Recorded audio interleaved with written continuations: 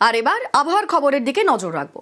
দক্ষিণবঙ্গে বৃষ্টি চললেও বাড়বে তাপমাত্রা। দক্ষিণবঙ্গে দিন এবং রাতের তাপমাত্রা ক্রমশ চড়বে এবং 3 দিনে 6 ডিগ্রি সেলসিয়াস বাড়বে তাপমাত্রা। আমাদের সঙ্গে রয়েছেন প্রতিনিধি বিশ্বজিৎ।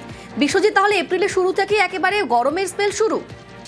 একদমই এপ্রিলের শুরু থেকে এই পরিস্থিতি হলেও আজ তাপমাত্রা দিনের তাপমাত্রা বেশ কিছুটা কমতে পারে, কারণ সকাল থেকেই মেঘলা আকাশ এবং ঝড় বৃষ্টির সম্ভাবনা রয়েছে। আজ দক্ষিণবঙ্গে কালবৈশাখী এবং শিলাবৃষ্টিরও সম্ভাবনা রয়েছে।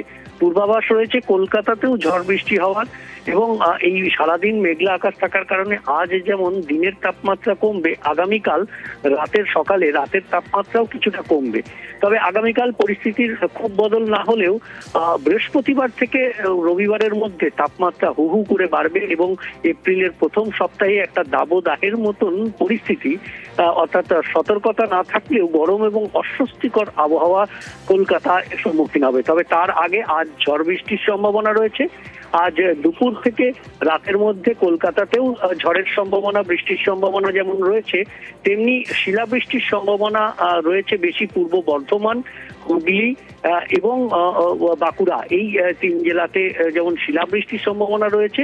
নদিয়া, কলকাতা, উত্তর ও দক্ষিণ 24 পরগনা এবং পূর্ব বর্ধমান, হুগলি, হাওড়া, এই জেলাগুলিতে ঝড় বৃষ্টির সম্ভাবনা বেশি রয়েছে। বিক্ষিপ্তভাবে দু এক জায়গায় কালবৈশাখীর মতো পরিস্থিতি দক্ষিণবঙ্গে বৃষ্টি চলবে।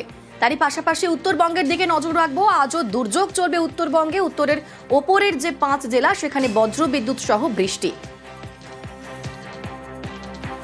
দার্জিলিং, কালিম্পং, জলপাইগুড়িতে ভারী বৃষ্টি, ঝড় বৃষ্টির পাশাপাশি উত্তরের শিলাবৃষ্টিরও পূর্বাভাস রয়েছে। শুক্র শনিবার ঝড় বৃষ্টির পরিমাণ বাড়বে উত্তরবঙ্গে।